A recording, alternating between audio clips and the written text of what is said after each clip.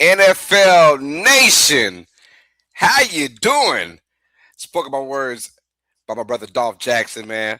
How y'all doing, man? This is As the NFL Turns. I am your host, Carlos Clayton, and to the right of me is Cowboy from the Atlantic Fan. What's up, Cowboy? What's going on? What's going on, Los? You doing all right today? How about yourself? I'm doing well. Ladies and That's what's gentlemen, up. do us a favor. Come on in. Come on in. This is As the NFL Turns, presented by the Come On In Sports Network. Let's get it cracking. Man, this is week 14 of the NFL season. And per usual, Cowboy, it's been crazy every single week, man. And Yeah. predictions. We can't predict anything no more. No, I actually, I did pretty good last week. I just one game that I thought was going to happen was you guys beating us, Mm. but it didn't happen that way. So, but I mean, it's a good and a bad thing. Oh, I put my money yeah. elsewhere. Yeah, there you go. There you go. I went 10-6 last week, so I don't know what's going on. One of my Yeah. better weeks. How about that? Going ten and It six. seems like his NFL has been all about drama this season, and it hasn't stopped. So hopefully, this week with all these injuries that is happening, and then all this drama this thing turns around and be a pretty good playoff run, heading on into the Super Bowl, run for the Super Bowl. Yes, sir. Yes, sir. I'm excited for it, man. This is 2012. It feels like because now you have the Patriots on top, right? You have Yeah, the Steelers still win the division, but who knows how long that'll go. They have a key matchup today against the Ravens, but we got the right, Patriots, the Broncos. It feels like this is Peyton Manning and the Colts are still up there. It's just weird. 2012. Tom Brady's back, y'all. I don't right, know. right. So a lot of difference in today's NFL than we saw just from last year. So it tells you any given Sunday is a true meaning for football, man. Hey, before we get Indeed. into today's games, we had a game on Thursday, Cowboy. Right. Dallas Cowboys taking the Detroit Lions, and that was kind of a playoff de facto game with Yeah, the Lions winning 44-30. I want to get yeah. your takes on that game before we get into today's games.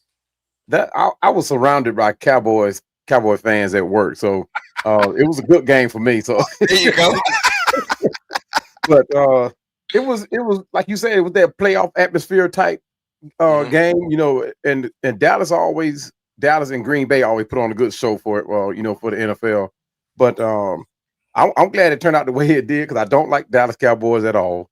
And then, and to point out, I hate them worse than I hate the Saints. So I mean, that ought to tell Hey, you a whole lot I'm right with there. I'm with you. I agree with you. I'm the same way.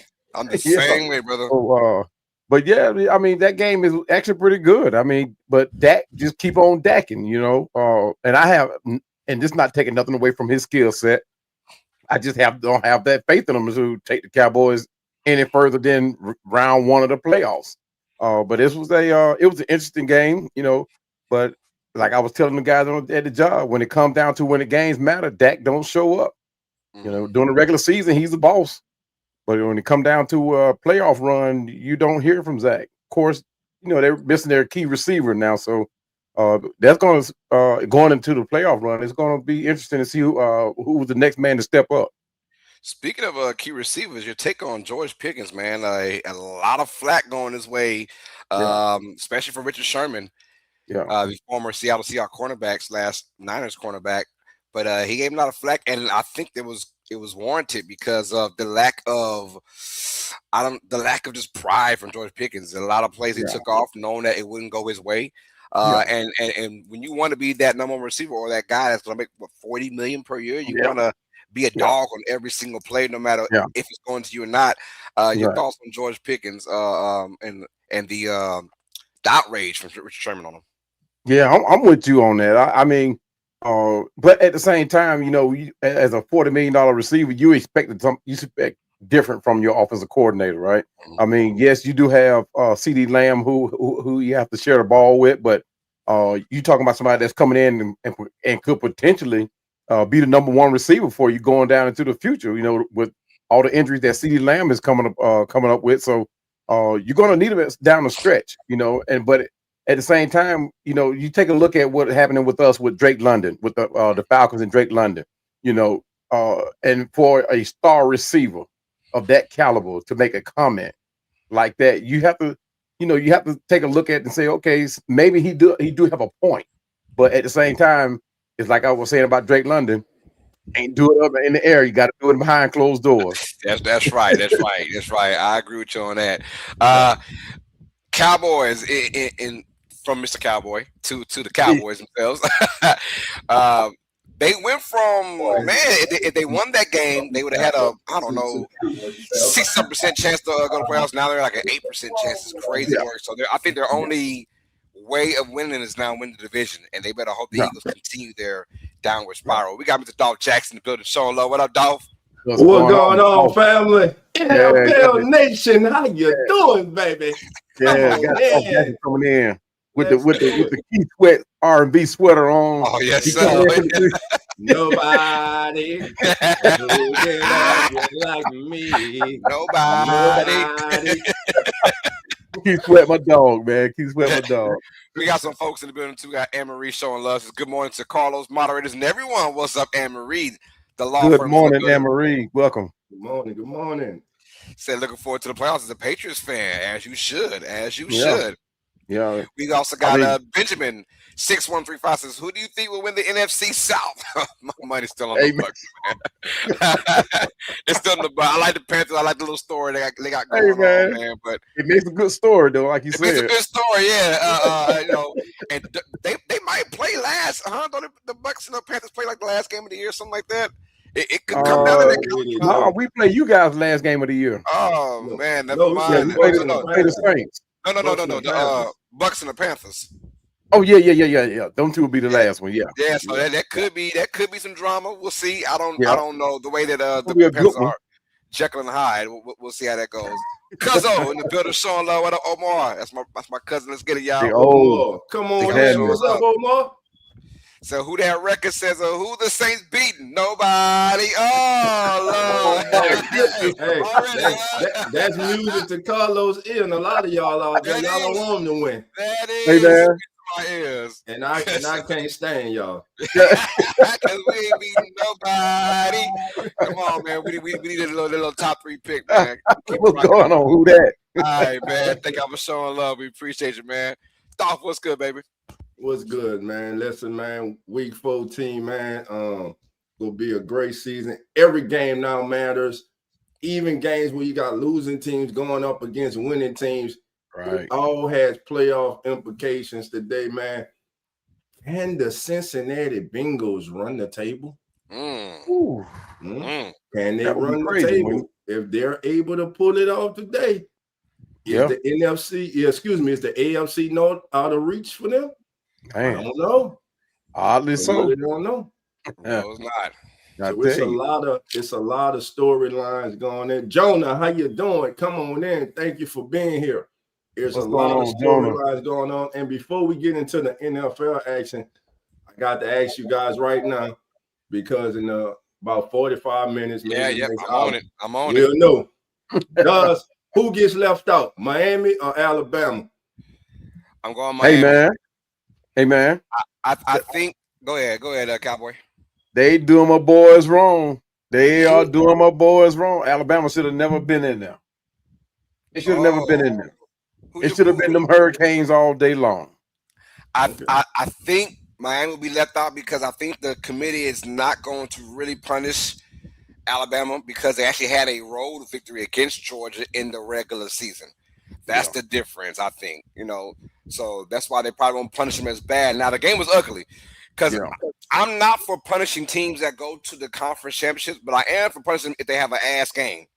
And Bama had an ass game, and they got blown out. And they lost to Florida State. They lost to obviously Georgia this time, and then they got beat out by Oklahoma. So I'm not a fan of Miami not going to their own conference game and sitting down and getting the benefit of just sitting down relaxing. I think Bama did enough this year. Honestly, I don't even like Bama. I mean, I'm more of a Vanderbilt kind of guy. I think Vanderbilt should have been it. But I think Vanderbilt should have been in it before Bama, although Bama had to win over Vanderbilt. So, I mean, there you go. If the committee was smart, though, the committee was smart, they would have made sure that Miami made it. Wouldn't it be a storyline to see Carson Beck go back and get his get back for Georgia? Oh, George, if I'm George, I love to see Carson back. Yeah, I know exactly what he is. That would be the storyline. I mean, you talk about And headline news. And he'll throw 4 interceptions. Teams are in the South. I mean, people will flood the Southeast just to see that game. But I mean, he would probably wouldn't play them until maybe if they make it to the like a semifinal championship game. So Georgia versus Georgia might be the number 2 seed. Shout out to Indiana, by the way, for pulling off the win against Ohio State. That team is for real. I'll tell you what I saw. I know this. Indiana's for real. Thank you. They are for real, for real. I kind of knew, but seeing that game, I said just keep it close with Ohio State. No, they beat them. Yeah. They are for real. I tell you, Texas Tech, they are for real. Yeah. Dangerous team. So dangerous team. So your top 4, you got Indiana, Georgia, Ohio State, and Texas Tech. That's a legit top 4 right there. They look good. And then we see James Madison in there. Does Notre Dame get in? Yes. I think Notre Dame gets in. Do they deserve to be in? Yes. No. Everyone's so mad at this team because they're not in the conference. I'm like, okay, so they have special privileges. I get that. Get that. But this team is a top 12 team in the nation. And I think they deserve to get in. Now, I get it. They're not part of a conference. You know, it's always going to be the asterisk around them. Like, but they go out there and they play competition on a yearly basis, no matter what they're no matter that they're not in the conference or not, they still play competition. I mean, they played Texas A&M back-to-back years. You know, they go out there and they still find ways to play against a good team. They were supposed to, you know. They were supposed well, yeah, I mean, but I think Notre Dame gets in. I think Miami, unfortunately, is out. But I would love to see Bama out. I would love to see Bama out. Yeah, I would love to see that. Because the performance we saw from I don't want to see Bama anymore. The performance I've seen, I just don't want to see it. Yeah. Here's what I don't want to see. And they won last night. Congratulations for winning the ACC championship. Your ass does not. They do not deserve to be. Duke is not getting. They're not getting it. 5 losses. They're not getting it. You know what? But look, they put P4 automatic bid. No, they're not. They're not because they are, but it's the top 5. So okay, so they got to be in the top 5. James Madison is going to be over there. I'll put James Madison. Yeah. Duke has all the Dukies out there who are hating right now. So what? Y'all know y'all don't belong in no playoff with no 5. Virginia Tech won. Get them, Dolph. If Virginia would have won, they would have been in it over James Madison. But James Madison, well, Virginia was 10-2, of course. So they would have gotten that at 11-2. So, but no, they didn't get it in. So now it's going to be James Madison. If the committee is on it, so Duke won it. Let them go to the Mayo Bowl or something. That's all right. They'll be back. Duke versus Vanderbilt, man. God dog. Vandy should be in, bro. I like Vandy, man. Vandy should be in. Yeah, it's just unfortunate they're not in, man. I mean, but I said this though when it was 4, I felt bad for 5, 6, and 7. Now that it's 12, I don't give a damn about 13, 14, 15, 16. If you don't get in, you don't get in. I'm sorry. Get in, huh? If you don't get in, I mean, it is what it is. And if Bama's one of those that don't get in, I don't feel bad for you, brother. So be it. And look, all they ask you at the championship game, like you see by BYU, they're not getting it all. BYU got smoked. They're done. They're done. They got smoked. Bama got smoked. They had the luxury of beating that same team in the regular season on the road. Yeah. So they got that luxury. Right. But they lost a neutral site. So if they don't get in, they got no one to blame but the damn selves. Because it's 12 teams that get in, and you got to find a way to get in there, man. Exactly. So all they say is don't get blown out. Don't get beat the hell up. Just be competitive. Don't lose at home. Yeah. Don't lose at home. Be competitive. You know what I'm saying? And then you'll be all right. They did none of that against Georgia, and if they're out, they should be out. Van Lock in the building showing us Alabama shouldn't be in it. Yeah. What's going on, Van? Van's in the building showing love. What's up, man? Yeah, I think Bama shouldn't be in it, but you know how the committee is with their Bama love. They'll find a way to put Bama in there somewhere. If Bama might be number 11, taking on Ole Miss or something. Right. So James Madison makes it. They do. Oh, they do. Because Virginia lost. Yeah, that's why. They're the last championship team to get in. That's why they'll get in. Bama got 3 L's, they should. But hey, they did win at Georgia, so you know. You can't overlook that. They got blew out yesterday on a neutral site. Yeah. So you gotta look at the wins they do have, but we'll see. We'll see. In about 30 minutes from now, we'll see, man. About 30 minutes. You know they're gonna take like an hour and a half to be good. Hey, so. My cousin, a quick question. Said, what y'all think about Roach versus Pitbull? I think Roach got robbed a little bit, but it is what it is. I mean, boxing is boxing. Look, it's always controversial. That's why I don't do boxing. I'm gonna watch it today. Roach and Pitbull. I mean, Pitbull's on his ass though. I mean, the Mexican fighters, they don't play around. They go at you, man.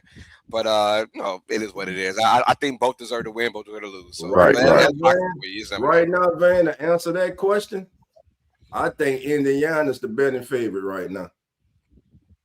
What they did last night, they showed last night that they are legit, as Carlos said.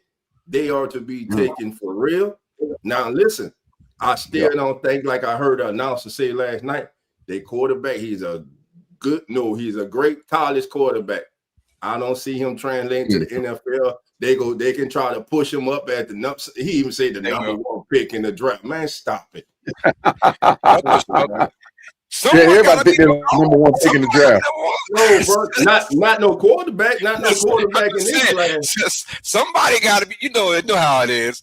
Yeah, you know how it is. About 3 or 4 weeks from now, when all this stuff is over with, they're going to start these workouts and you're going to be at the pro day. Oh, my God. Did you see how he spent it right there? You know how that's going to go, man. You know how it's going to go.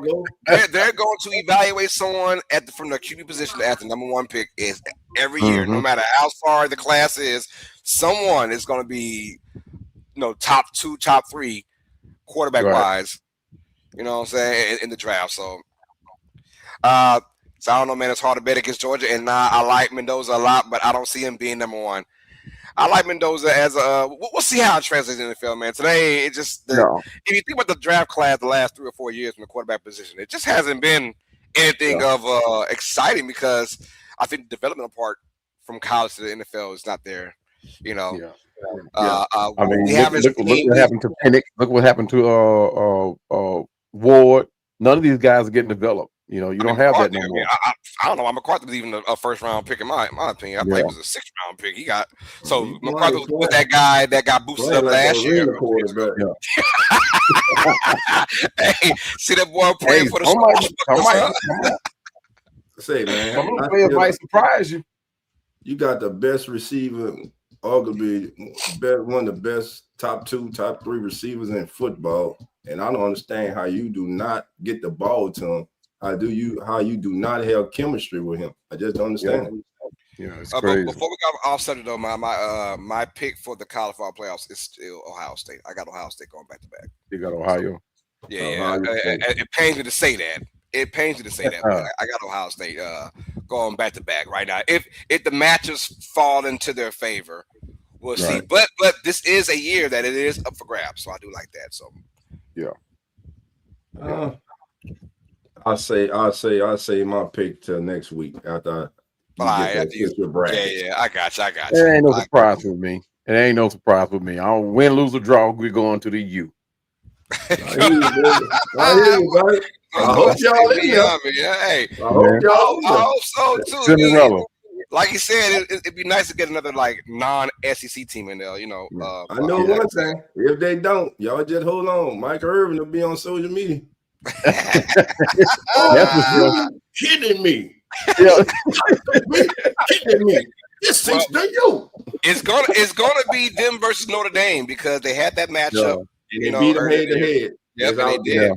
So that's really going to be the take. If Bama, they're hoping that Bama finds a way out of it to where those both teams can get in. We'll see how that goes, though. All right, y'all. Let's get to the NFL season, man. This is week 14, ladies and gentlemen, and it's a great one we got, man. Great one we got. So let's start off as the NFL turns. Seattle Seahawks take on the Atlanta Falcons, you guys. Seattle, I'm going to tell y'all right now, although their defense is playing hella good, I do not like what I'm seeing right now from their quarterback and Sam Darnold. They take on a Falcons team in Atlanta.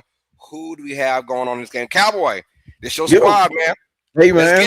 How be feeling? Hey, you started out with the best. It's going to be a great game. I mean, you talk about a powerhouse in Seattle, who's arguably probably the best in you know, in that division. So I mean, they playing some real Man. good football. They coming out. But I mean, it's hard to go against a winning record. You know what I mean? No matter how ugly it is, it's hard to go against it. But you know, the Seahawks, they got some key players that are out. You know, you got Riley Mills out. Their wide receiver, he's out with a quad. Derek Young, he's out. So, but their defense is deep. I mean, I'm not defense, their offense. They're deep, so they still have some weapons that could still go in and pull out a good win if Sam Donald stays away from the turnovers. But he has to hit those chunk plays. You know, we got some holes in our defense in the secondary, and Sam Donald has to take advantage of them. If not, he's in for a long day against that defense that we have. Yeah, and I'm with you. I got Seattle winning this game too, and it is on turf, so it'll be a lot better for Sam Donald. But he has got to get things going. They've been playing exceptionally well on the defensive side, getting turnovers, creating havoc against their the opponents. But Sam Donald has been ugly the last month of the season, and no one's talking about it because winning covers all that up. It always does. But boy, I'm telling you right now, Sam Donald better not bring that into the playoffs because they'll be one and done. He better not, because they'll be one and done in this thing. Yeah. So I like Seattle winning this game. Real key players. Oh, go ahead. Go ahead. I like Seattle winning this game. Atlanta, obviously, Kirk Cousins and company, man. It's tough to see them going on. They look very well to start this year off. But man, I mean, injuries play a factor in the court. They're still a young defense as well. Yeah, I got Seattle win this one. How about you, Dolph? Oh man, where we start with this one, man? I know I got my boy Cowboy in here, baby. Come on with it. I wish I got tough skin. Come on. I wish I could tell you something good today, baby, but you lost to the Jets last week. Hey man. But look, man, like Carlos said, Sam Donald's hit that rough patch in the season the last few weeks, but still Sam Donald has been playing good football this season. He does have the Seahawks in the current position that they are currently in. One reason for the recent struggles for Donald has not been because of the interior of his offensive line, but I'm gonna spotlight one player. I saw this young man this past season at the Senior Bowl, had an opportunity to interview this young man, Gray Zabel. Gray Zabel has allowed the 5th lowest pressure rate of any left guard with 200 plus pass blocks, and is one of just 3 players to not have allowed a sack all season. Wow. They hit a home run with that young man. And speaking of home runs, only Charlie Hennigan with 1,393 yards in 1964. And the great Torrey Hope, we know Torrey Hope, the greatest show on turf, Torrey Hope, 1,387 yards in 2003. Yeah. And former Jets great wide receiver Rob Moore with 1,348 yards in 1997 had more yards in December prior to Jackson Smith Enigma, who has the 4th most receiving yards before December with 1,336 yards. Guys, that's the most at this stage of a season in the history of the National Football League. With all that being said, I'm calling for the upset today, baby. That's right. I know who that nation. You're going crazy, but I'm taking my fan hat off, baby. Y'all better listen to Dolph. Y'all better listen to me. B. John Robinson goes big today, baby. Give me them dirty birds, baby. Fly Falcons, baby. What y'all say? Rise up, baby. Rise up, baby. Rise up. Y'all better not get shot down. My dog. Hold on. Am I lone wolf in this? You the lone wolf, baby. Oh. I'm surprised lone wolf. Hey, I know, right? Some bird gonna be flying high, some bird gonna be flying. Hey, man. Hey, what's key to note, though, it was key to note that we will be without Drake London in this game, and we will be without Brandon Dorless. You know, I think he's been nominated to be in the Pro Bowl this year. He's the team leading sack leader on this team. So we're going to be without him, and James Pierce Jr. is questionable. So we're out with and so is Chris Lindstrom. So we're without some very key players in this game. So why you gonna tell off that now? Yeah. No. Look, I got some good news though. I got some good news for Dolph. We holler everybody though. I got some good news for Dolph though. Kirk Cousins plays the Seahawks very well. He played them very well. Hey, 4 years ago, Kirk Cousins played the Seahawks very well. Hey man, you never, these days you don't know what Kirk Cousins is going to show up. Yeah, you're right. We got another Jimenez says 6'7". What's up? All that 6'7" stuff must be a kid. And Marie says another up and coming NFL team, the Carolina Panthers. Yes, man. We'll talk about them later on. We got Gabe says, "Hey, what's up, Gabe? Always good to see you, man. What's going on, Gabe?" So the NFC North, my Steelers easy. Let's go. I did say on my end of things, I said rep NFL team. So he's repping the Steelers are my sleepers this year. They're my sleeping team this year. To what, sleep during the playoffs? We're talking about, man. Yeah. I think I don't like Aaron Rodgers. I don't like Coach Smith. I mean, but they are quietly doing what they need to do to stay close, to stay in the hunt. Yeah, they just might. Well, I don't know. Aaron Rodgers might surprise them. Speaking of that team, let's get into it, y'all. Pittsburgh taking on Baltimore. The AFC North is up for grabs, y'all. One of three matchups where whoever wins will be first place in their current division. Pittsburgh and Baltimore. Let's get right into it. Dolph, how are we feeling about this AFC North rivalry? And is it today's best rivalry, or is that still Chicago and Green Bay? Let me know.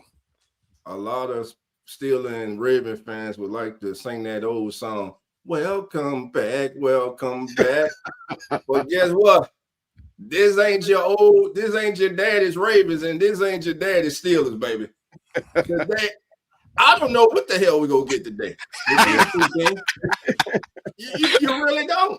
I mean, you got two teams that used to be based off of defense. Still, the defense is okay. The Ravens defense, they make a cameo appearance every now and then. Every now and again. Now today you would think that the Ravens should have the upper hand in this battle. They're more explosive of offense. Of course, they got King Henry, they got Lamar Jackson, Andrews, likely, though I don't know what's going on with that. I don't think he'll be in Baltimore next year. But in the day's game, man, I'm gonna on the road. I think it's going to be the Ravens. I think the Ravens take over first place in the NFC North. I'm going with the Ravens. Going with the Ravens. Okay. Yeah, I'm going to go with the Ravens as well. I'm going Baltimore. Look, must-win game for both these teams. Both these teams, I can't stand the way they're playing right now, offensively and defensively, to be honest. And you're right, though, Cowboy. We don't know what we're going to get in this game. I'm sorry, probably Doctor said that. But we don't know what we're going to get in this game, man. I have no clue. But I'll tell you what, though. When it comes down to the intangibles and the must-win factor in this particular matchup, give me the Ravens. They're just a better team, top to bottom, in my opinion. They've got to win. Whoever loses this matchup, their season, in my opinion, is done. They're done. Whoever loses it, they're done. So this is a must-win, obviously, both these teams, because you got the other squad behind you, the Bengals, right? Oh, Joe Beasley back there, and we know what kind of magic he has later on in the year. So you don't want to, if you're the losing team, you don't want to mess this up right now because the Bengals are behind you sniffing. So give me the Ravens to win this one. Close matchup, ugly game. I got Ravens for low scoring game. Yeah, I got. I don't know. Aaron Rodgers. Potentially, what he has a fractured left hand or whatever, a broken left hand. So I mean that's got to affect him at some point. It's not a throwing hand, but it's got to affect him. Any broken bone, you're gonna feel it, especially in the field of play. But they'll also be without Darius Slay, who got released. But on the positive side, they've signed Adam Thielen, who's a great receiver, who's still he's of an age, but he still produces. But their coaching strategy is going to have to stay consistent in this game, and for the Steelers. But we all know who the offensive coordinator over there is. He's second guessing himself so many times. It's crazy. So, but they have to dominate the time of possession and avoid the costly penalties. As the same thing with Lamar. he's going to have to hold on to that ball.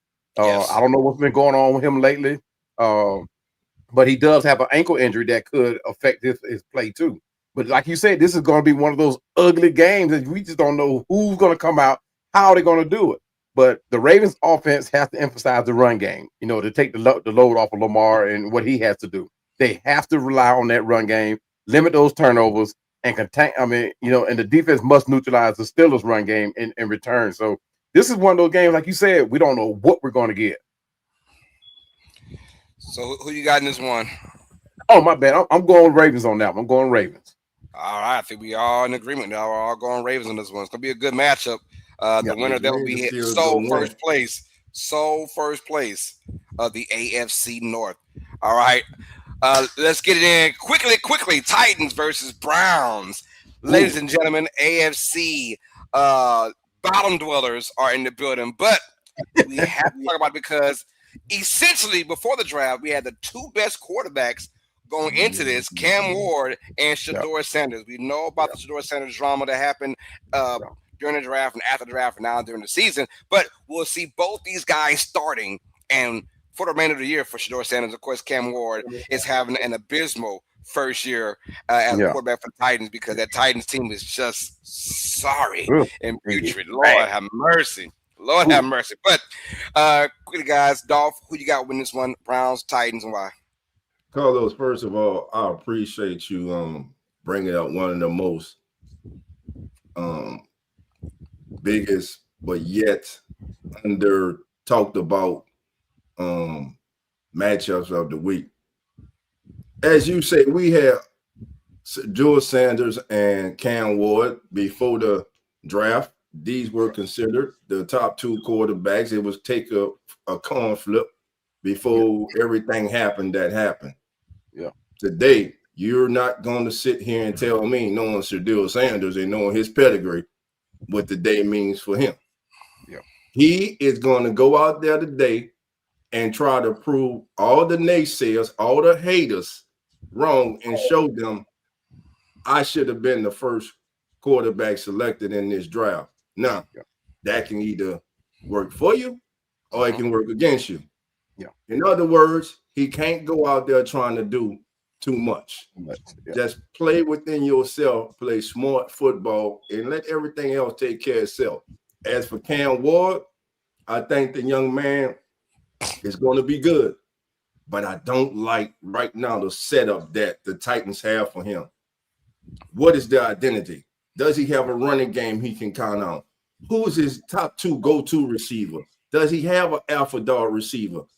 What type of offensive line does he have? Not a very good one. This young man is one of the most sacked rookie quarterbacks right now in the history of the National Football League. And that right there scares me from him because, as you all have heard me say before, I think back to when David Carr came into the league with the Texans and how he was just like a crash dummy. That's how much that kid was getting sacked. It's been the same with Cam Ward. But Cam Ward shows those flashes. If you just put the necessary talent around him, I think that young man is going to be good. But this is one of the games that I will be having highlighted on my TV today. So with that being said, in Cleveland, that defense and the Incredible Hulk going for the NFL single season sack record. He against this Titans line, he might get it. TV. We might see history today. He might get 7 sacks today. And and I'm not playing. And that's with them trying to chip and double team him. Yeah. So give me the Browns today in a game that I think will be close. And I think Cam Ward gonna do the same thing. He gonna try to show, hey, there's a reason I went number one and not you. So that's it's must see to me. That's must see TV. Yeah. The Titans are going to be they're like maybe 3, maybe 4 years out for having any type of competition coming into the NFL.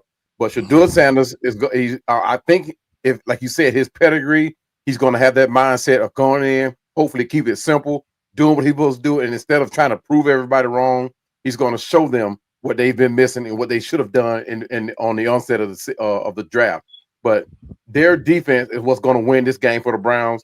Shedeur is still trying to figure his receivers out. He's still trying to figure out the chemistry of this offense. So, but he in the midst of that, he will make plays and enough plays to win this game.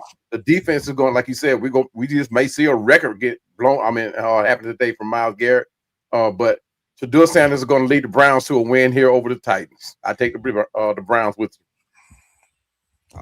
All I'm saying, if you're Shedeur, do not turn the ball over. That's it. Yeah, and you'll get a win easily. You'll get a win easily because this Browns defense is dominant, especially at home, and they're going to take care of a putrid Titans O-line, a very bad offense in Tennessee, and I think the Browns blow them out in this game. I think that hand the ball off, don't turn the ball over, and you can get an easy dub out of here, and then your record will be 2-1 as a starting quarterback. You have more wins than Cam Ward already, which is sad by how bad this offense looked in Tennessee.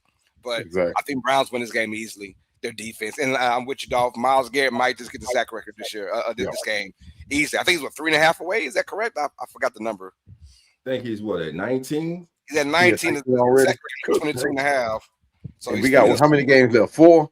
Yeah, 4 games. 4, yeah. A sack a week, he got it. So yeah. But he, like I say, he liable to get 7 today. Oh my God!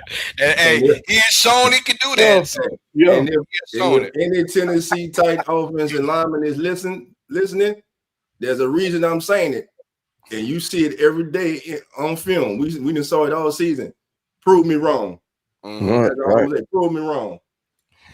All right, let's continue with y'all. Another AFC South battle. This one also for the division lead. Great games. Great one we got going on. Yes, we do, man. The Colts take on the Jaguars. Right now, Colts are spiraling down, and they looked just 4 weeks ago to have command of the AFC South. And now, Jaguars, at this very, very moment, are number 1 in the AFC South. They've just won games. That's all they've done. Just win the games that you're in there. They don't have the best competition, but they've won. That's all that matters. Well, this game is going to be key. I'm going to go first, y'all. I'm going with the Jaguars here. And look, I'm going with the Jaguars because of history. Can y'all tell me the last time the Colts won in Jacksonville? 2014. Andrew Luck. That was the last time the Colts have won. It's been going on almost 11 years straight now. They have not won in Jacksonville, and this year will be no different. Give me the Jaguars to win. Look, I like what they're doing. Them getting Jacoby Myers, that was a very sneaky trade in the deadline. And he's giving them a receiver who can catch and run at the same time. And obviously, Brian Thomas is still out there doing this thing. So, I mean, I like this team playoff-wise. And their defense has always been sneaky good all year. I think they'll put it on. Look, the thing is, Daniel Jones has had that fracture in his leg, right? And he can't do a lot of running anymore. We saw this last week where instead of Daniel Jones going under center for these tush pushes, it was a tight end who fumbled, by the way, and Warren. So it tells you his limitations of his bottom half. I'm going to go with the Jaguars because if you stop Jonathan Taylor, you stop the Colts. And I think the Jaguars stop Taylor today, and I think the Jaguars going to win. It'll be a really good game, but give me Jacksonville. How about you, Dolph? All right, so you say stop the Jaguars, stop Jonathan Taylor. Well, the Jaguars defense, they have stopped every running back this year. In fact, no running back has had 70 or more rushing yards in a game against the Jags this season. Woody Marks in week 10, he had 63 yards against him. That's it. This team defensively has been off the chain. Carlos spoke about one of the most underrated trades, Jacoby Myers. Well, since arriving, he has recorded a team high 21% targets. He's hauled in 18 or 21 of those targets for 245 yards. For all my fantasy guys out here, you might want to look up, see if he's free. The 13 most amongst receivers. So we got that. I don't think that the Jags today will be able to stop Jonathan Taylor. I know Jaguar Nation, like, dog, you just read and you just said that we have. I'm going to tell you why. I just don't trust your quarterback. Yeah. I don't trust your quarterback. I don't trust him. I just don't trust him. You can't trust the quarterback, man. If you can't trust the quarterback, Trevor Lawrence, he's the kind of quarterback that makes you just Just want if I had here, I want to pull it out watching him play because he teases you with the mechanics and the talent that he has, and then he just makes those throws and those bonehead plays. When you sit there, you're like what the hell? What are you thinking? And then Daniel Jones on the other side. Listen, I know he, man, first of all, shout out to Daniel Jones. And a lot of times when we sit here like we're analyzing these games, we're talking about these players, this and that about them, but we don't understand what a lot of these gentlemen, a lot of these men go through to get out there on the field on Sunday. Daniel Jones is playing with a broken fibula.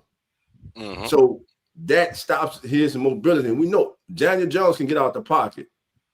But today against that Jaguars defense, I just said that I was going with the that Jonathan Taylor would run for over 70 yards. And I'm tripping. Let me stop. Man, Jaguars won today. I'm tripping, man. I'm tripping, y'all. Jaguars won today, damn it. Jaguars won because and the only reason I'm saying this, if Daniel Jones was fully healthy, yes, I would go with the coach because of his ability to run also and keep players alive. But with that injury, that's definitely going to hamper him and slow him down. So he's not going to be able to get out that pocket and get extra yards and extra possessions for the coach. So I'm going with the Jaguars, and it's close. It comes down to whether Trevor Lawrence, we get the good Trevor Lawrence or the bad Trevor Lawrence. So as a Jaguar fans, do this. Keep your fingers crossed. Well, I'm with you guys, man. It's all going to come down to what Daniel Jones is going to be able to do. You know, he got that small fibula fracture. So the most he's going to be able to do to help his team is play action, or either play action, but playing out the pistol or a shotgun.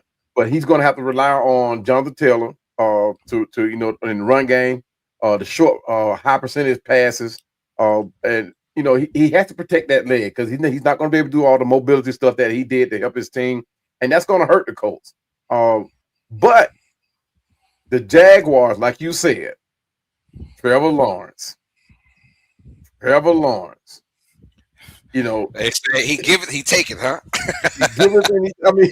But on the other hand, their defense has been stellar. But they're going to have to come in this game and keep that up, maintain a high turnover rate, because right now they're sitting at as the third highest in the NFL as far as turnover rate. They're stuffing the run, and like you said, Doc, are they going to have that enough faith in themselves to stop Taylor? That's going to be what it comes down to. But the defense must exploit Daniel Jones' inability to make plays with his legs. They're going to have to do it. But I'm still, with all that considering, I'm still going with those Colts. I just don't have faith in Trevor Lawrence. I don't have faith in them being able to stop Taylor. Even though the Jaguars have been playing great against the run. Taylor is a different breed. You going long with it in, brother? Oh, hey, man. I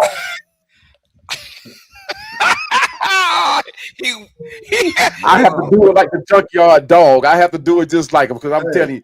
But you got to lean into the mic. When you leaned away, we ain't hear nothing. We ain't hear nothing. All you heard was we ain't hear nothing. Oh, but let me hit it right there. Let me hit it right, baby. I ain't got my dog chain. Oh, there you go. There we go. Hey, man, I'm the lone wolf on this one. I got to take them Colts coming in. I got to take them Colts. Let's see what Taylor's going to be able to do because it's going to come down to him running that ball against that great defense over there with the Jaguars. All right, guys. Before we get to the next game, man, there's a new segment that your boy Doze here. You know what? Carlos got his thing. Lawrence got his thing. I need just to add a little something to it, man. So I was thinking like, damn, Dolphins. Oh, we had a symphony? What the hell is going on, dog? No, we're not at a symphony, baby. But I'd like to welcome everybody to the Turning Point. All right, baby. So today on the Turning Point, let's get to it, baby.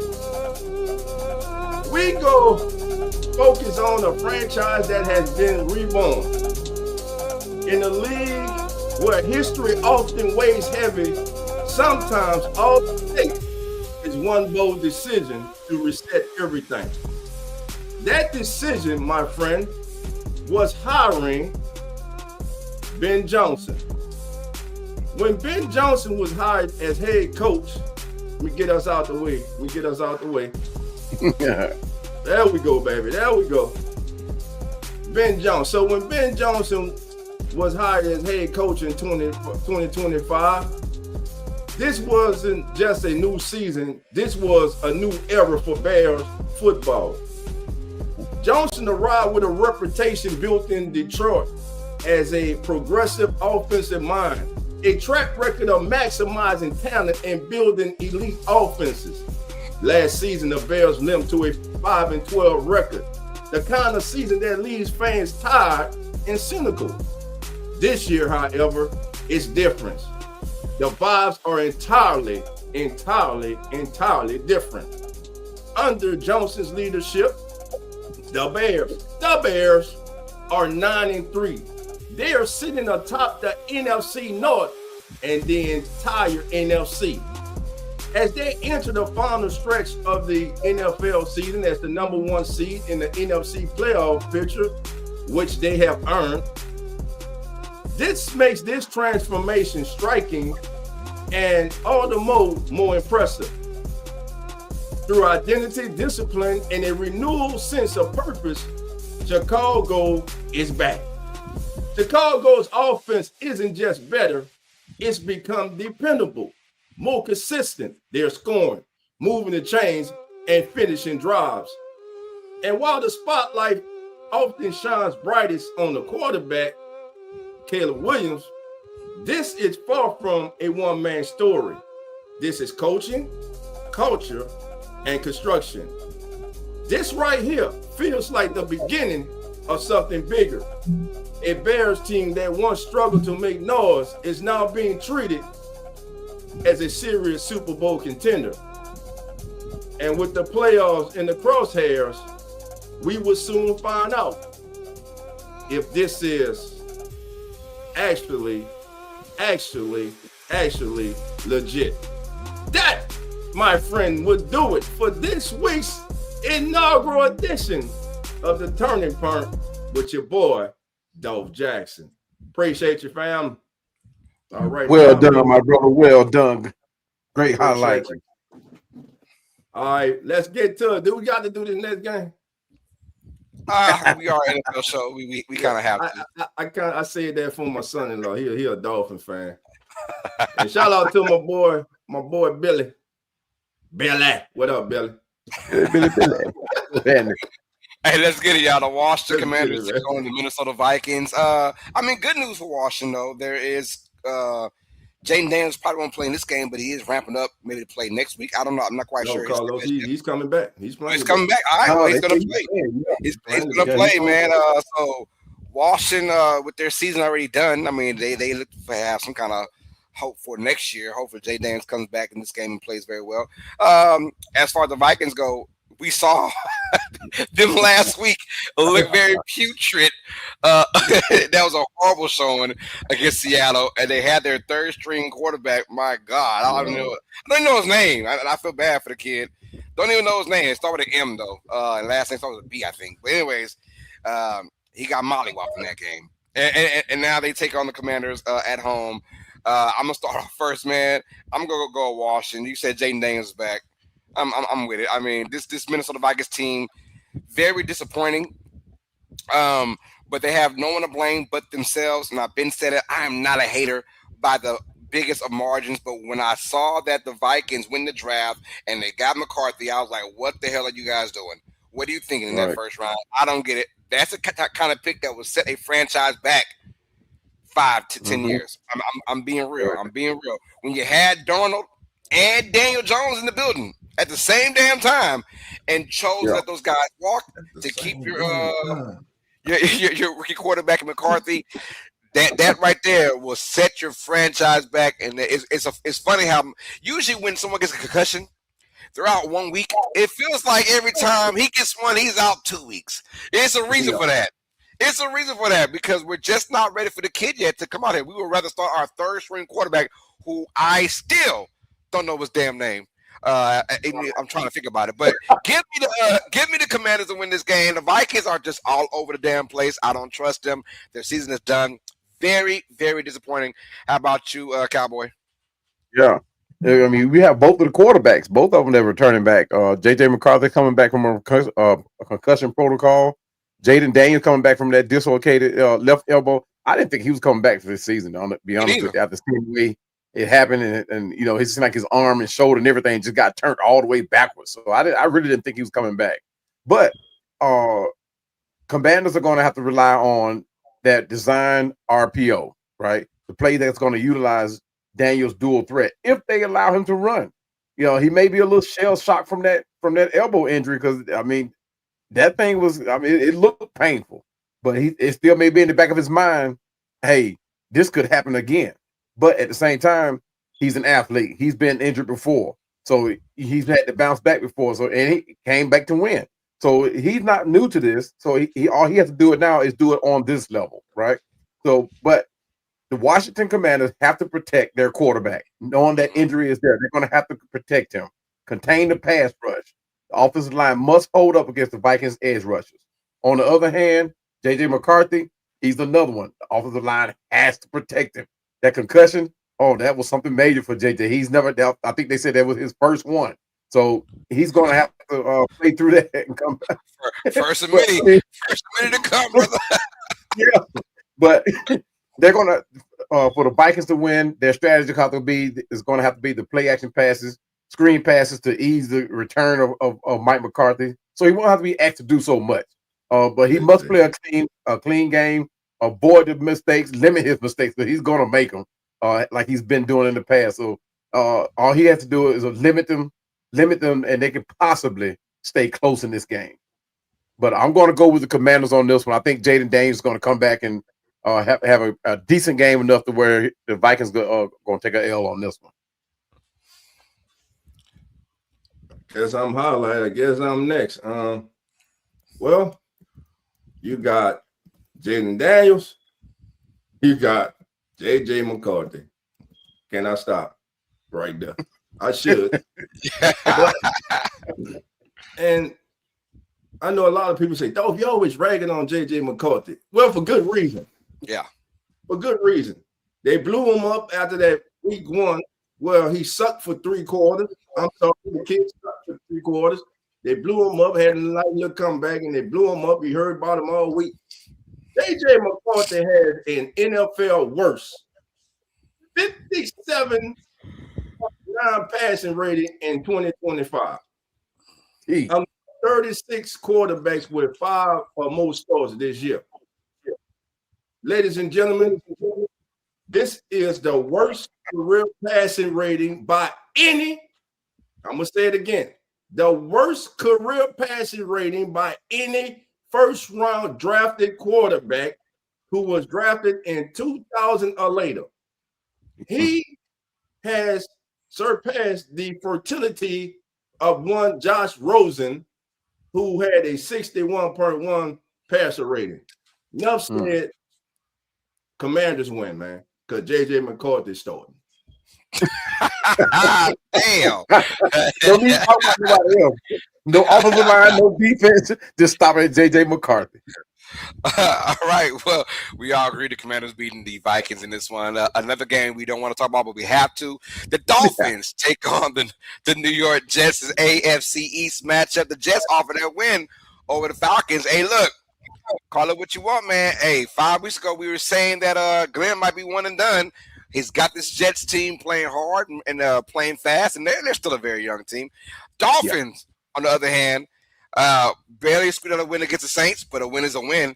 Got that as well. And look, both these teams aren't going anywhere for this year. This is basically just for pride. I'll start with you, Dolph. What you got in this matchup, man? Dolphins and the Jets. Now, I'm actually going with the Jets because though the Dolphins won last week, Tua played an awful game, man. He did. They shouldn't have won against better competition. They would have lost last week. I mean, if a lot of they catch the ball too. I mean, yeah. I mean, yeah, that's for another yeah, subject. that's another, yeah.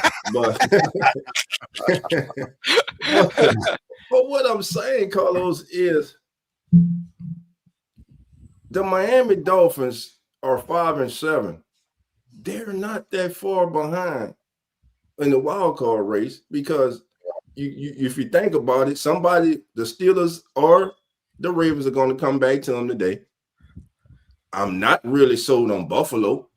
They're barely holding on to the final playoff spot in the AFC. So in the Dolphins, I believe I won 2 or 3 out of their last 4 games. The Jets, like you said, have won their 3rd game. Like you said, we all thought Glenn probably would be out of there. But today I'm going with the Jets because I think the Jets have the better quarterback. Now, the only way that the Dolphins can win this game is just relying on A-Chain, and the young man has just been special the last 3 weeks of the season, putting up at least 125 yards in each game. But I'm going with the Jets because I don't trust Tua. I'm going with the Jets in this one and Tyrod Taylor. Yeah. I'm the same way with Dolph. Tua just been playing awful. And on top of that, Tyreek Hill, he's expected to come back and play. But even leading up to this game, Tyreek Hill wasn't playing his best.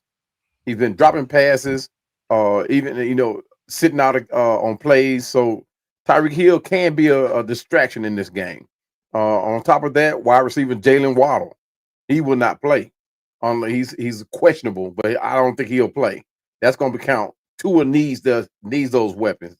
For him to rely on the next man up, it's just not happening because his starters, they weren't doing it as starters. So, but the offense, they're going to have to start using the pre-snap motion and the misdirection to create space for these speedy players that they got remaining. Because these are new guys. I mean, Tyreek Hill coming back, how he fits in, we don't know. They have to limit the sacks. Tua just been taking them all year long. And going up against the Jets, I don't see it slowing up.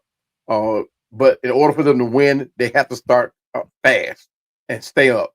They've been starting slow.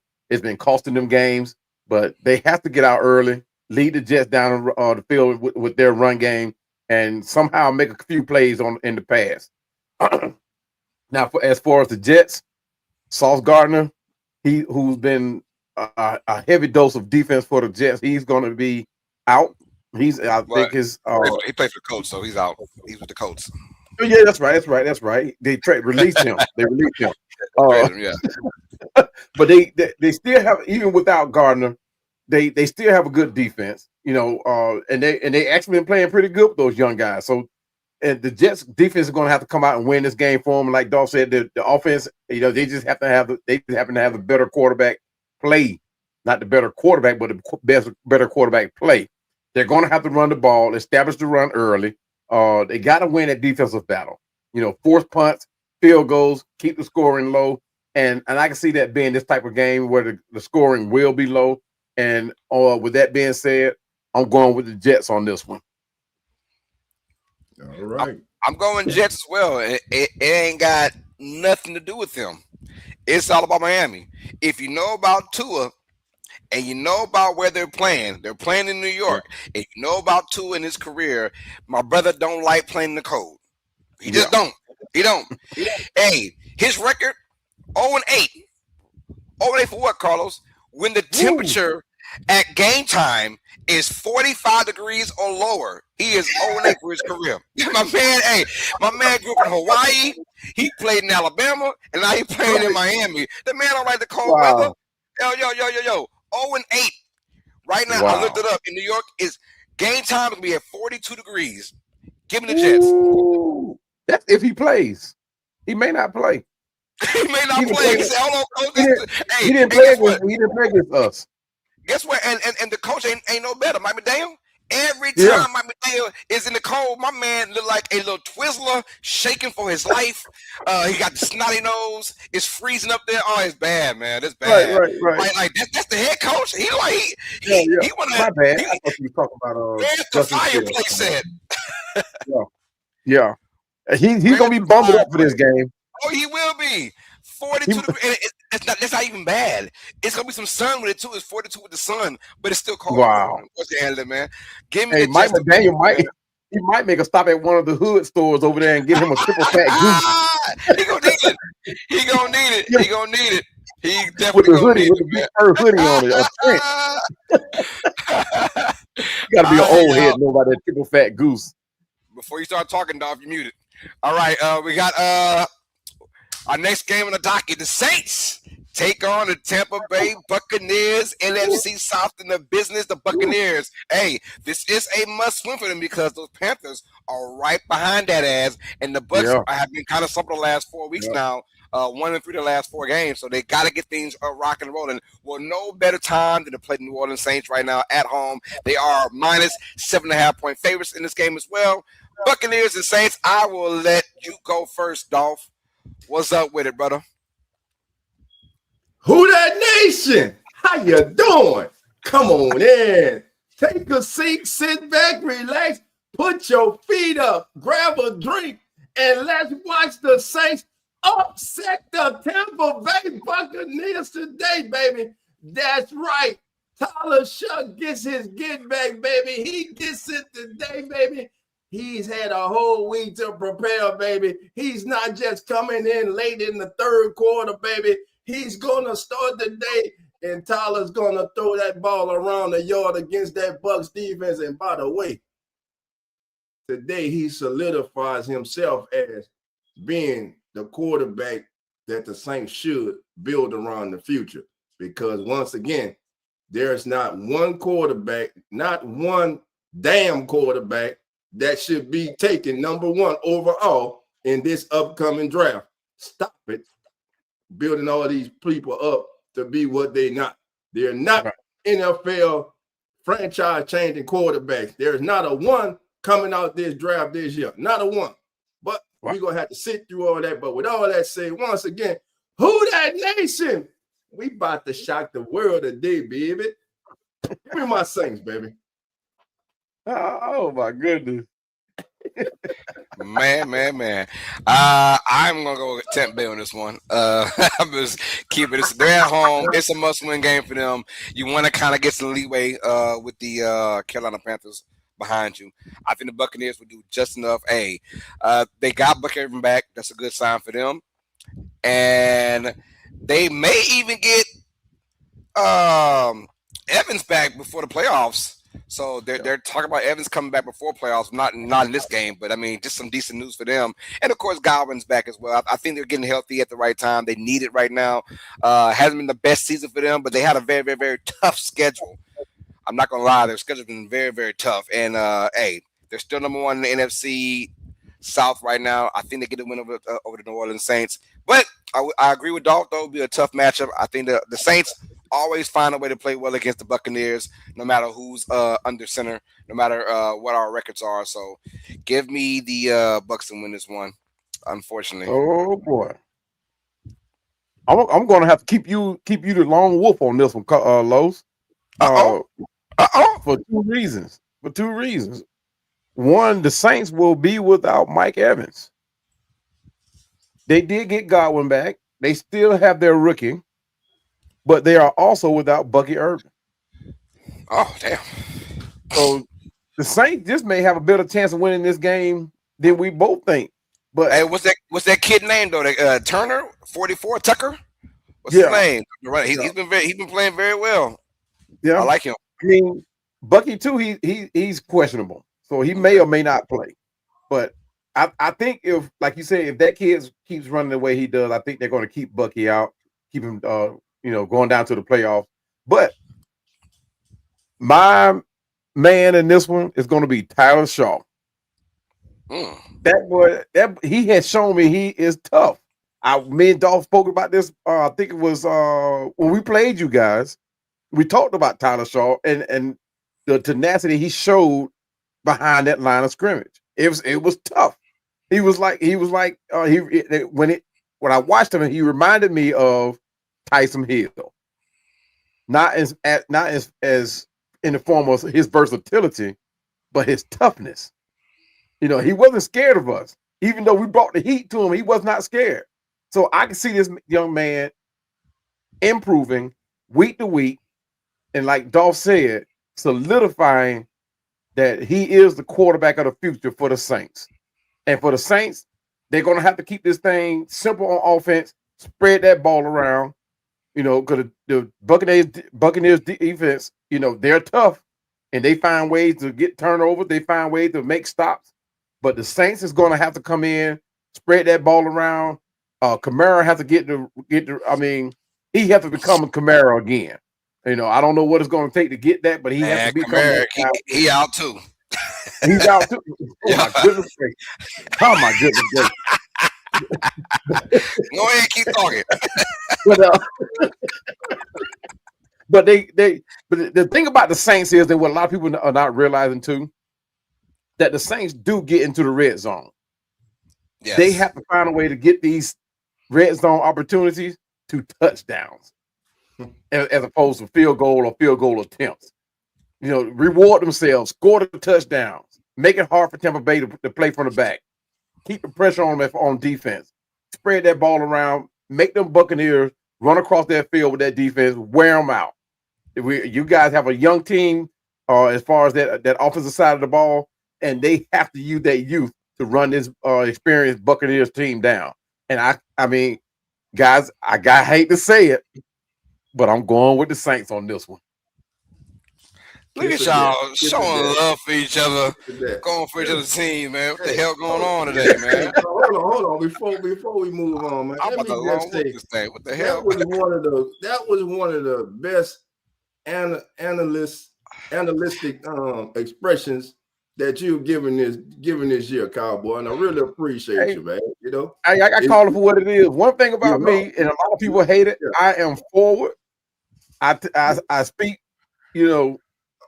I speak for my truth. Let's put it like that. You know what I mean? Yes, but I give credit where credit is due too. Great analysis, man. But also, I appreciate that.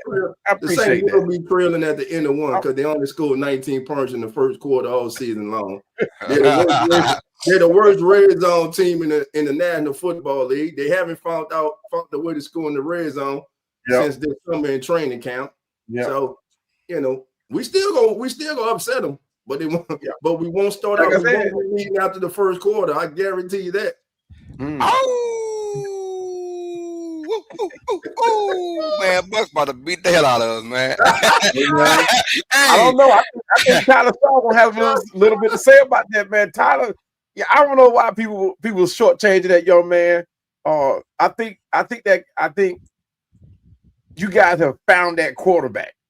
You got to get him some weapons now. I mean, some bona fide, some receivers. You got to get him some receivers. Hey, man, what you owe, dog? You owe off some money or something? What's going on, man? I mean, I call it what it is, man. I call it what it is. I don't know, man. It's the holiday season, baby. Hey, I like Tyler. Give them to us.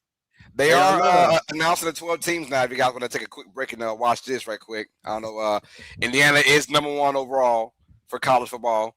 So they are number 1 after that win against Ohio State last night, 13-10 in a really good matchup. The kicker needed to be fired for Ohio State. How you miss a 27-yard field goal? I mean, shanked it to the left real quick. Boom! I said, damn. But Ohio State now is the number 2 seed. I thought they would drop a 3. No, but they're at number 2. So they just swap spots. So I'm assuming that number 3 is going to be Georgia. They'll stay at 3, and then I'm pretty sure Texas Tech will be at 4. How they're going with this. So, I mean, they're gonna stretch this out the way. So let's go with the Bengals and the Bills right quick before we get into the final matchups for college football, as Georgia is official number 3 in the playoffs.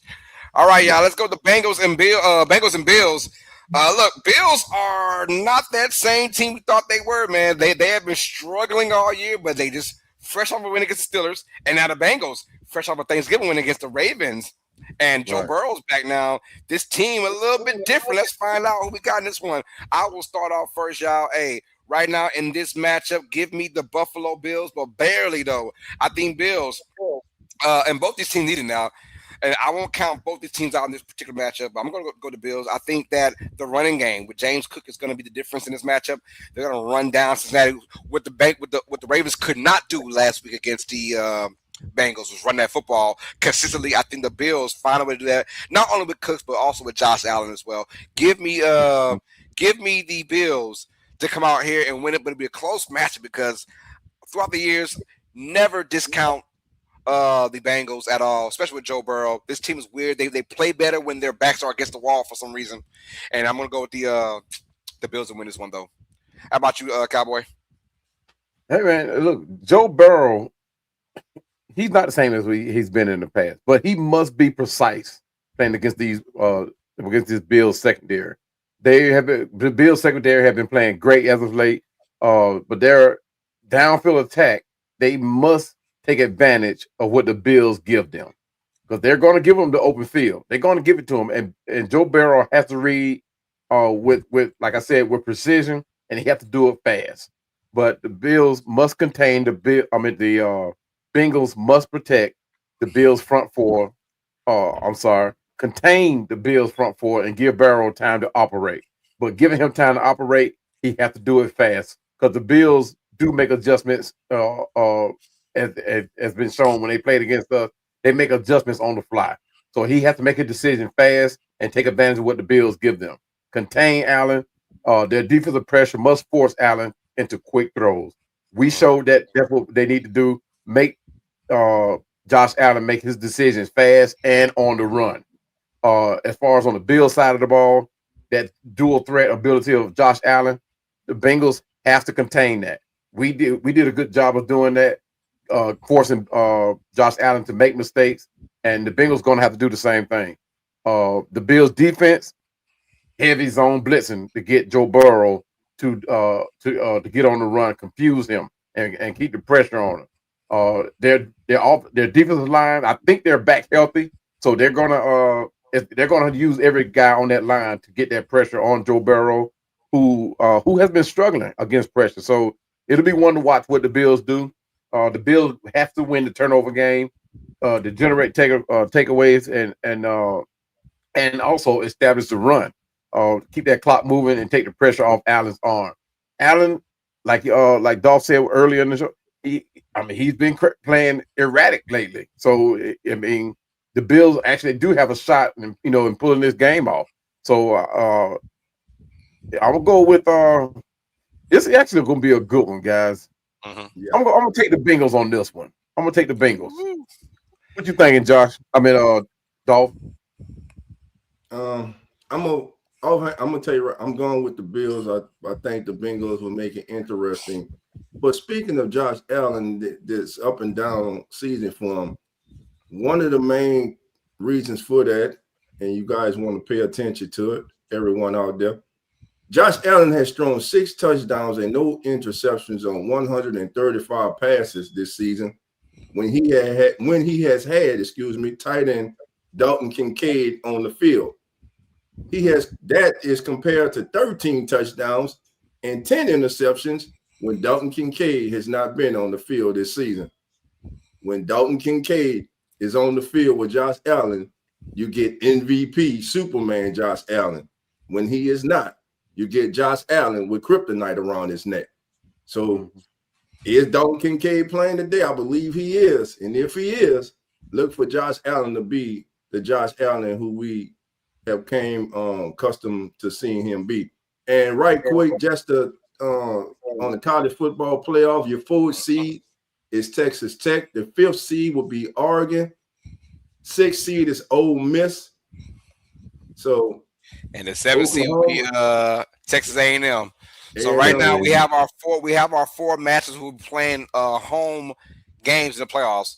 Oregon, Ole Miss, A&M, and Oklahoma will all be hosting. They'll all be hosting the first round. I love that about the college ball playoffs. They'll be hosting now. So before we get to that, you got a lone wolf at Cowboy. Going with those Bengals. Oh, okay. Oh, one thing you failed to mention though, Dolph, when you read off those stats. Yes, sir. When Josh Allen is played under duress, he does not perform well, even with Kincaid. Ooh. He does not perform well. So that's when I said that the Bengals have to get that pressure on them, they have to get that pressure on them. Alabama will take on Oklahoma. Oh, Alabama you got to be kidding me. I told you they're getting in. I ain't know they're getting in at number 9. Damn.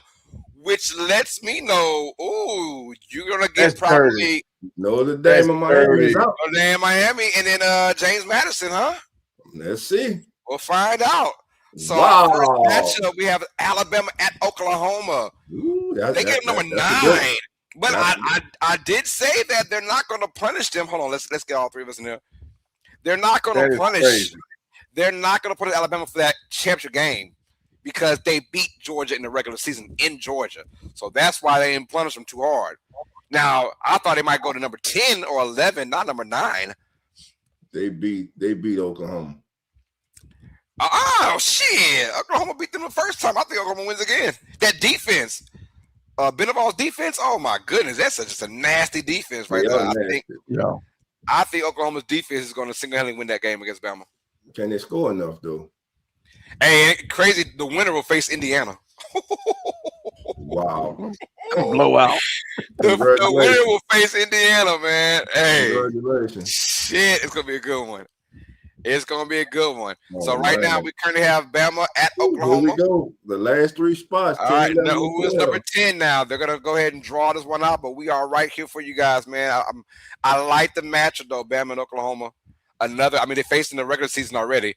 Oh, there you go. Miami's in it, baby. The U. Oh, the U got it. The U is in at number 10. That is crazy. It's all about the U, baby. The U is in. They got in. They got in.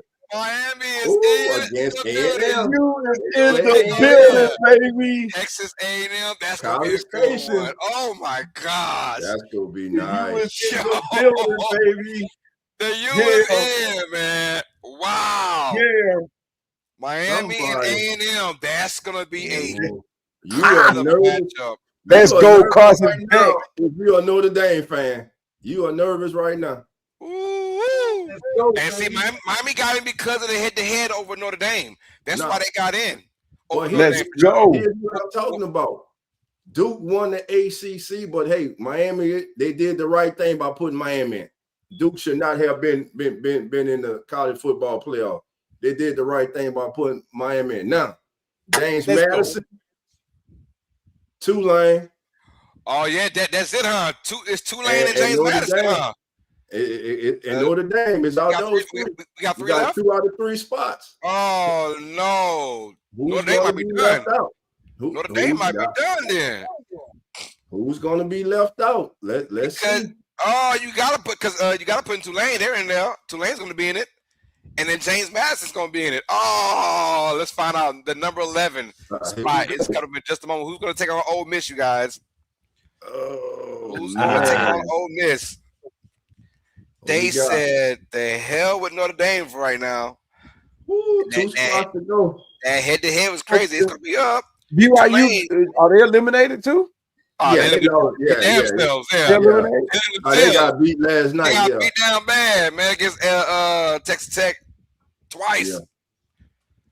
Yeah, I understand it, but man, they got beat down bad. That was an ugly ass game, and like I said, you got to show up and show out. I don't like the Bama's number 9 though. I thought Bama should be like 10 or 11, in my opinion, or 10. I think Bama getting in hurt. That hurt James Madison. You think so? Yeah, I think. I think James Madison just might be in a James Madison and Notre Dame. I think they're gonna feel. You can't leave Tulane out, man. No, Tulane's in it. Tulane's already in it. Tulane got to be in it, man. They got to be one of these last 2. James Madison. Who James Madison just beat when they conference? Tulane, number 11. There we go, baby. Wrong way, baby. Tulane was your Ole Miss. Who would have thought a rematch? We saw them once. A rematch. Who would have Tulane and Ole Miss do it? They're in it, baby. Tulane makes the college football playoffs before LSU. That's crazy work, huh? Wow. Crazy work. We got a Louisiana team there for the first time in a 12-team matchup. There they go. Let's go, baby. Oh, shucky ducky. Let's get it. So now we got one more in between. It's got to be James Madison Notre Dame. or Notre Dame. Notre Dame. They gonna put Notre Dame. No, it's gonna be James. I mean, oh my God. You gotta listen. Because you gotta put in the five. You gotta put in the five. It's James Madison. It is James Madison. Wow. They'll take on Oregon. Notre Dame is out of there. Wow. Notre Dame. James Madison will take on Oregon. Hey, I'm gonna tell y'all, simply put, this committee looked at that head to head.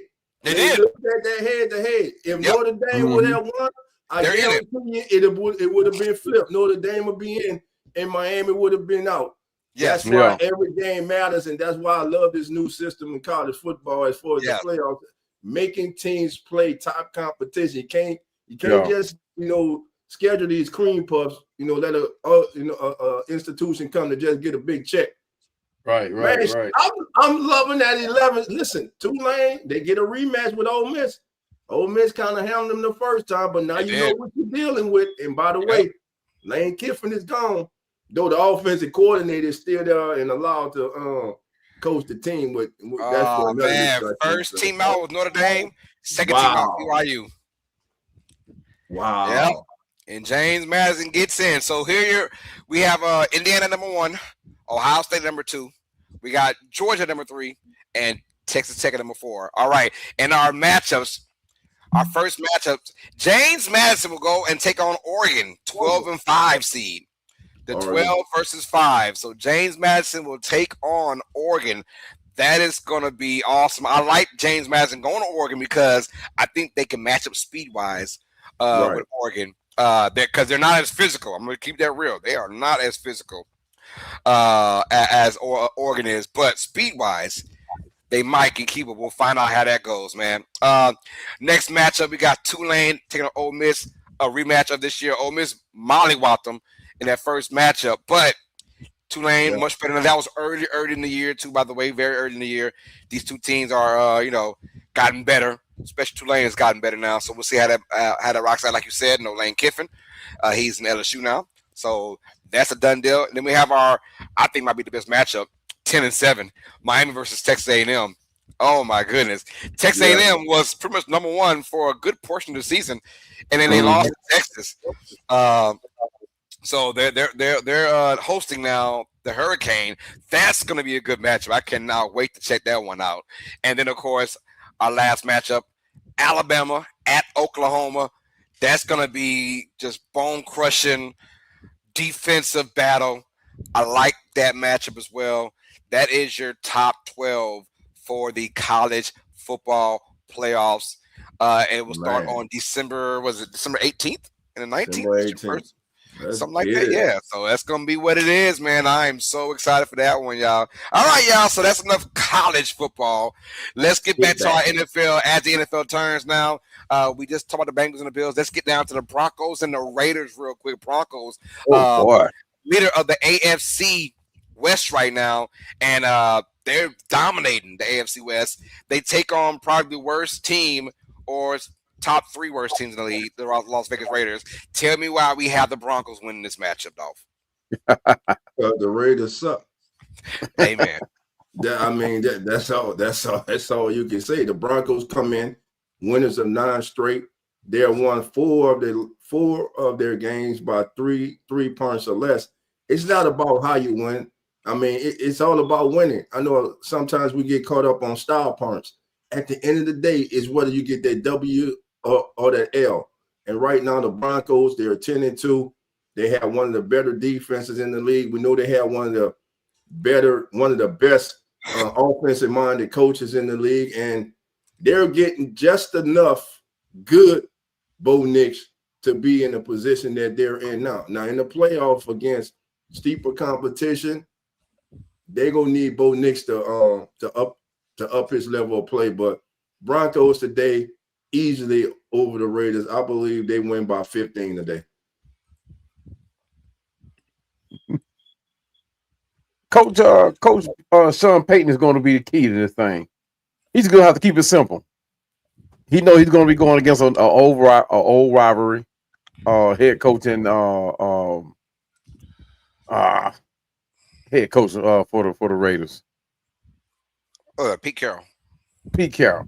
I don't know why I couldn't remember his name, but he brought Sean Payton has brought stability to the Broncos, right? But Bo Nix has been sporadic. Last season, we saw the growth of Bo Nix and how he was able to come in and be a team that will be looked at as far as a growing AFC team. But they're going to have to rely on a strong run game from the Broncos to win this game. The Raiders can't shortchange them either because they have that big tight. Well, they have two big tight ends that could very well be very key in this game. So they have to contain both of them, and both of these guys, Brock Bowers and I'm brain farting again on the other tight end guys, but they're going to have to rely on Michael Myers. Ranked team, they would be the one their way in. Say it one more time. Michael Myers. Okay, Michael Myers, and appreciate that. But for the Raiders to win this thing, they're going to have to come with the aggressive blitz, heavy scheme to confuse the rookie quarterback. Well, he's not a rookie no more, but I mean, the man, almost 28 years old, 27 years old. But their offense is going to have to utilize their running back and short passing game to sustain the drives, as well as key in Brock Bowers, keep feeding them tight ends, those two rattlesnakes of offensive weapons. They're also going to have to win the turnover battle. The Raiders have been like turnover prone since the beginning of the season, but they're going to have to limit their turnovers and limit their Broncos' chances, giving them opportunity to win. The Broncos are going to have to protect their rookie quarterback, which they have been doing a whole lot of. They must dominate the trenches on both sides of the ball for the Raiders. I can see the Raiders coming in and actually stepping up in this game and giving the Broncos all they can handle in the trenches.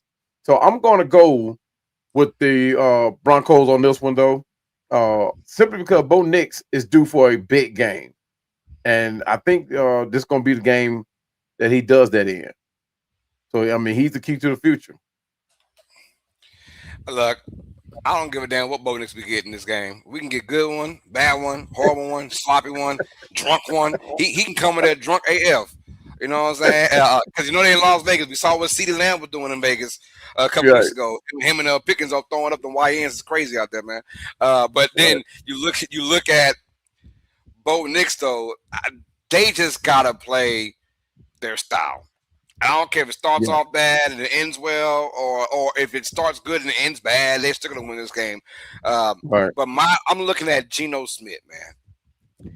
If you got any kind of freaking heart to play this game, Geno, if you got any heart to play this game, my goodness, man, he's got to come up better than what he's doing. And Pete Carroll went out of his way to get the man. Yeah. Pete Carroll said, I want Geno Smith as my quarterback. We went and got you. What you're showing, not only Pete Carroll and Raiders Nation, but also the whole entire NFL, is that you don't care. You don't care. Right. Body language bad. Leadership must be horrible. I don't know what's going on, but right now they have just hurt themselves by going after Geno Smith, trying to get something that'll get them somewhere in 2 or 3 years. Now they might have fallen back 4 or 5 more years because of this pick. Yeah. Who knows? Yeah. It's just bad. It's so bad that you got the number 6 overall pick, the running back, to play for you, and he can't get nothing going on either, the rookie, because they're not scared of your passing game, and they're overloading that box. And so the Raiders, besides Brock Bowers, who's the only saving grace on that offense, besides Brock Bowers, who is a man among men, he's a beast. Besides him, they have nothing to show for this offense. It is getting ridiculous now what I'm seeing in Las Vegas. I got the Raiders. I got the Broncos winning by 20 in this game for some reason. Ooh. I don't know. Give me the Broncos a slacker, man. Good gracious. Clean sweep, baby. Clean No complaining. Nah. Yeah. It's bad in Raider Nation, man. And shout out to the Broncos, man. Even the games where we thought like, oh, they had no shot to win this one. The Broncos found a way to win. And it don't matter about how you win because they're beating bad teams, they're beating good teams. And we've seen that now. Keep it rocking, rolling, y'all. The NFC West now. The Los Angeles Rams take on the Arizona Cardinals. Y'all, we had to go through this real quick, you guys. Rams and Cardinals, who you got in this one, Cowboy? Oh man, this is gonna be one of those things. It was an easy one for me. I'm going with the Rams all the way. Veteran quarterback Matthew Stafford, he's still the engine of this offense. He's still the engine of that could control that pulls out great games, bad games, find ways to win. But he must keep up with the high tempo passing game designed to exploit the defense of the Cardinals, who not playing very good football right now. But Stafford must keep it clean.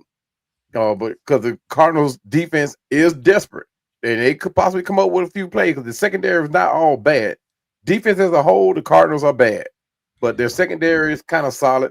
So Stafford has to keep it clean, and stay away from the prone of throwing, giving away the football. Let's put it like that. Kyler Murray, I don't think he's going to play today.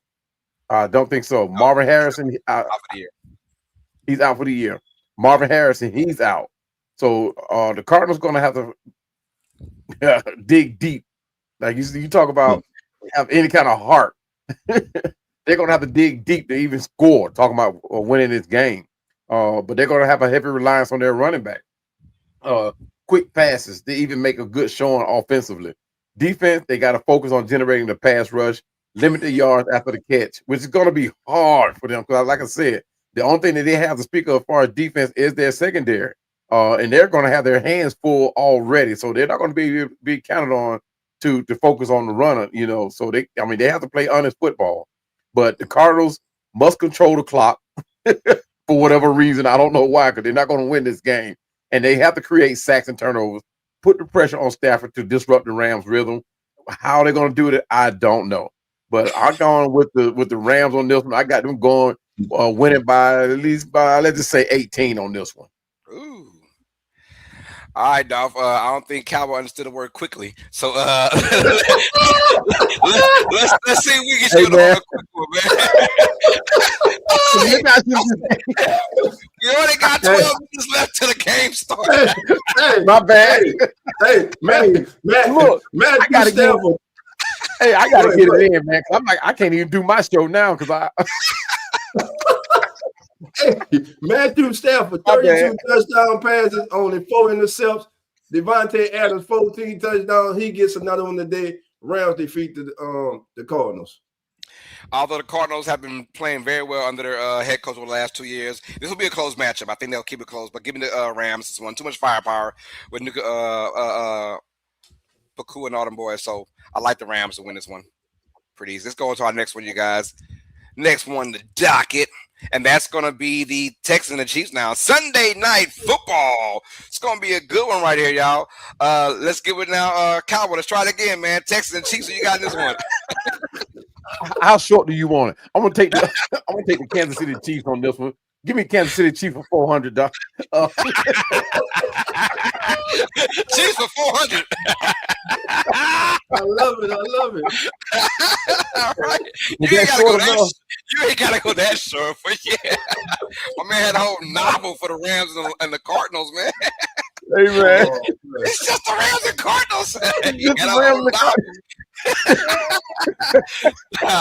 I got you. How about you, dog? Man, Texans go to 8-5. CJ Stroud throws a touchdown for the first time in 2 games, and that defense holds up as the Chiefs see their playoff hopes dwindle away.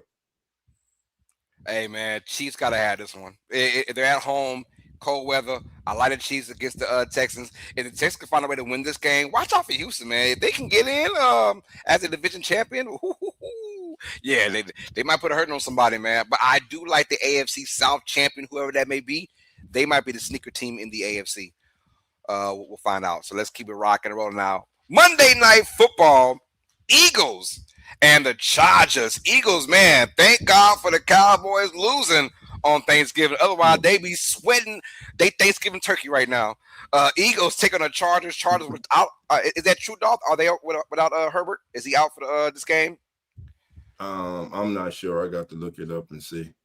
Well, regardless, I'm going Eagles, y'all. Must win for Philadelphia. They have to get this win. Herbert, it has a bad left hand. Otherwise, I think it's Trey Lance as the backup quarterback. I'm not quite sure. Don't quote me on that. But I like the Eagles to win this one. Monday Night Football, gotta have it, man. Got to have it. But also, Chargers need it as well. But let me go to Eagles. That defense is gonna shut down this Chargers offense. I like Philadelphia in this game. Watch your Dolph. Let's go. Upset. I'm going to Chargers, man. I think the Chargers keep the spiral going downward for the Eagles. Chargers with the upset Monday night. Ooh. And how about you, Cowboy? I tell you what. Give me the Charger for 200, Zach. Charger for 200. I'm gonna keep it short. Oh man. It will. We got to find out Herbert if he's going to be playing Monday night. I was told he wasn't. That was a couple of days ago, but I have no idea. So we'll see. Yeah. But how long? Going with those Eagles, man. We'll see how they do, man. We will see how they do, y'all. All right. Y'all want to win some money right quick? Yeah, let's go. It's that time, man. Let's get it. That time, man. Let's win a little money right quick, y'all.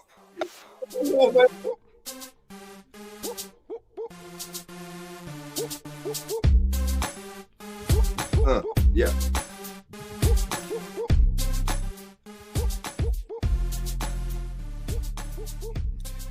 All right, y'all. Let's get it, man. Hey, this one.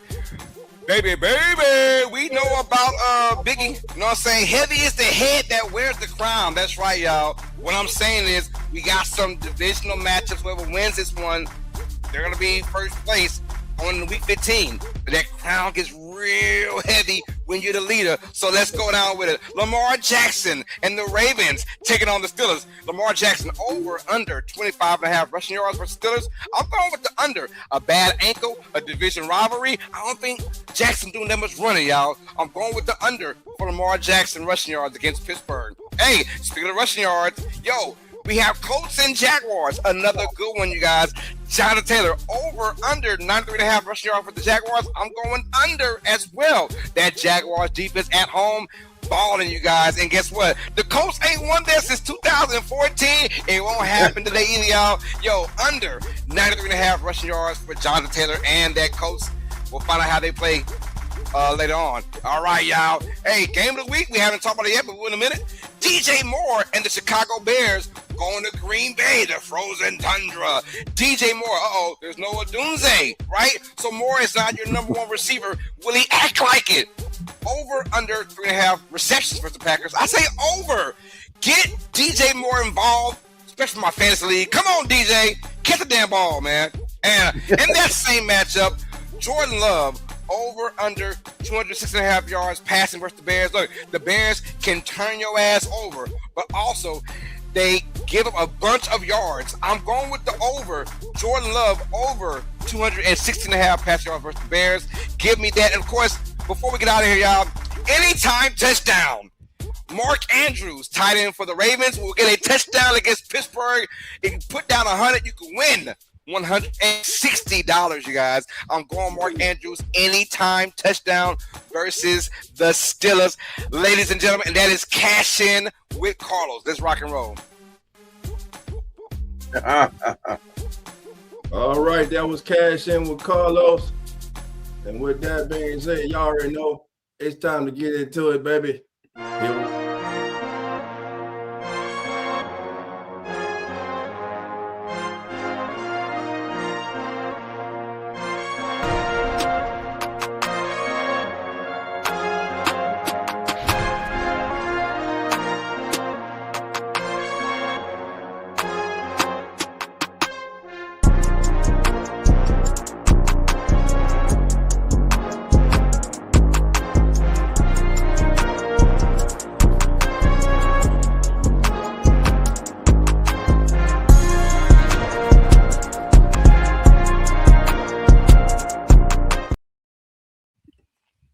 right, family, here we go.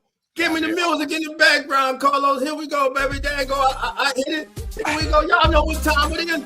It's time for straight balling. Well, who's gonna be your straight baller for the day? Well, baby, that was once again third with the country, baby. I went around the National Football League and I stopped in Sin City, baby. That's right. Because today in the Broncos Raiders game, there will not be just one baller today.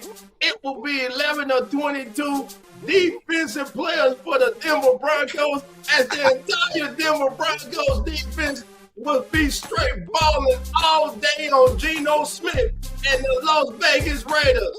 My straight baller of the day is the Denver Broncos defense. Let's get it, fellas. All right, y'all. Hey, I looked around just like Dolphins, y'all. I'm going with the AFC East. The Miami Dolphins don't like playing the court at all. So guess who's going to run on over their ass? Breece Hall for the New York Jets. I'm going with over 100 yards in a teddy-less game, and the Jets found a way to beat the Dolphins. I'm going with Breece Hall as my straight balling player of the week. Hit it, brother. How about you, Cowboy? Hey, I got to keep it right here at home, man. I got to keep it right here at home. Drake London's out. No more Ray McLeod. Our next men up from the practice squad have not shown up. I see Kyle Pitts being that guy, being our straight baller of the week. He's going ham on Seattle. They have nobody to match him one-on-one, off the line, through the line, down the line. Kyle Pitts, straight baller of the week. All right, family. Listen, that's going to do it for today's As the NFL Turns. Thank you all for joining Carlos, Cowboy, and myself. Remember, family, we're live each and every single Sunday morning at 10:05 a.m. Central and 11:05 a.m. Eastern. And remember, family, the doors are now open. So come on in. Enjoy your day of football, family.